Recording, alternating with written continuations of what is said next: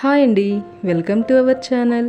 ఈరోజు వీడియోలో భోజనాల్లో వడ్డించే సాంబార్ని అదే రుచి చిక్కదనంతో ఇంట్లోనే సింపుల్గా ఎలా తయారు చేసుకోవాలో చూపించబోతున్నాను. అన్నంలోకి ఈ వేడివేడి సాంబార్ని కలుపుకుని తింటూ ఉంటే టేస్ట్ అయితే అద్దిరిపోతుంది. మరి ఇక లేట్ చేయకుండా దీని తయారీ విధానాన్ని కూడా చూసేద్దాం రండి.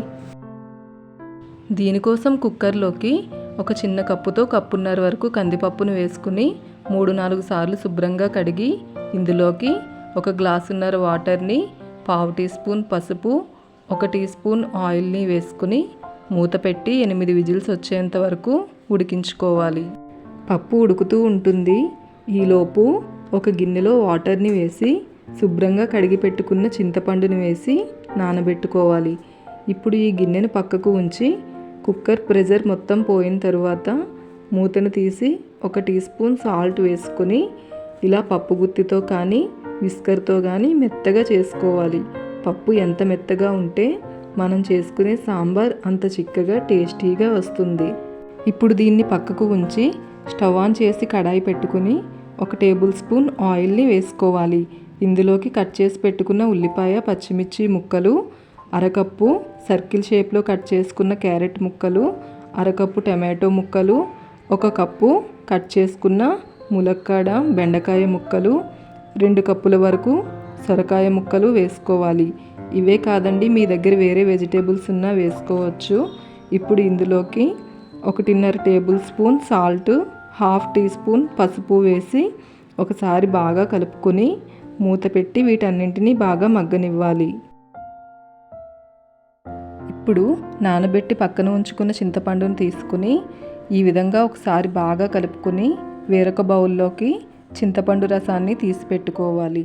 ఇప్పుడు ఉడికించుకుంటున్న కూరగాయ ముక్కలను ఇలా మూత తీసి చూస్తే వాటి నుండి వచ్చే వాటర్తోనే బాగా మగ్గి ఇలా కొంచెం దగ్గర పడతాయి.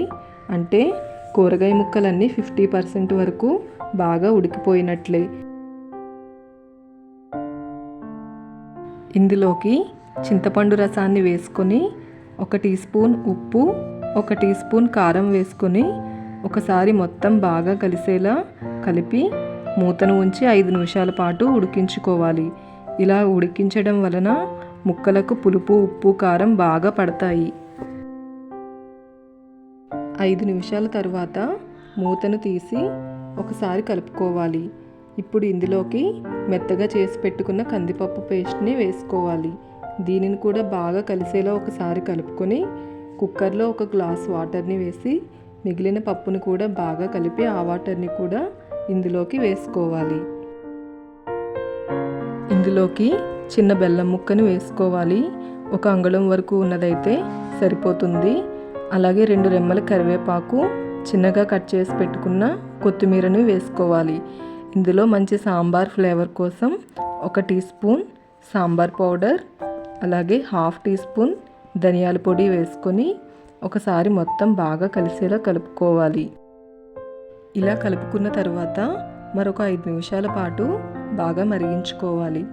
ఇలా మరుగుతూ ఉన్నప్పుడు కొంచెం సాంబార్ని తీసి ఇలా రుచి చూసుకుని అవసరమైతే కొంచెం సాల్ట్ని వేసుకోవాలి. ఇలా బాగా మరిగి కొంచెం దగ్గర పడ్డాక దీనిని పక్కకు తీసుకొని తాలింపు కోసం వేరొక ప్యాన్ని పెట్టుకోవాలి. ఇందులోకి 1.5 టేబుల్ స్పూన్ వరకు ఆయిల్ని వేసుకొని ఆయిల్ కొంచెం హీట్ అయ్యాక 5 నుండి 6 వెల్లుల్లి రేకల్ని వేసుకోవాలి. ఇవి ఒకసారి ఫ్రై చేసుకున్న తర్వాత ఇందులోకి 1/2 టీ స్పూన్ జీలకర్ర, 1/2 టీ స్పూన్ ఆవాలు వేసి వీటిని కూడా ఒకసారి ఫ్రై చేసుకొని ఇందులో 2 ఎండుమిరపకాయలను కట్ చేసి వేసుకోవాలి.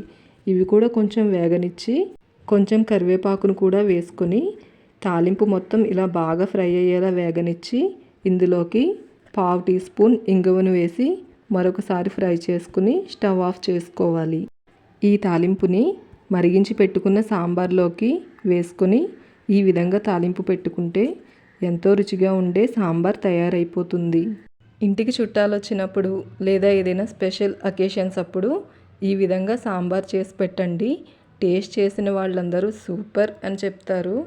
మరి ఈ సాంబార్ రెసిపీ మీకు నచ్చినట్లయితే వీడియోకి ఒక లైక్ చేసి మన ఛానల్ని సబ్స్క్రైబ్ చేసుకోండి. Thank you for watching.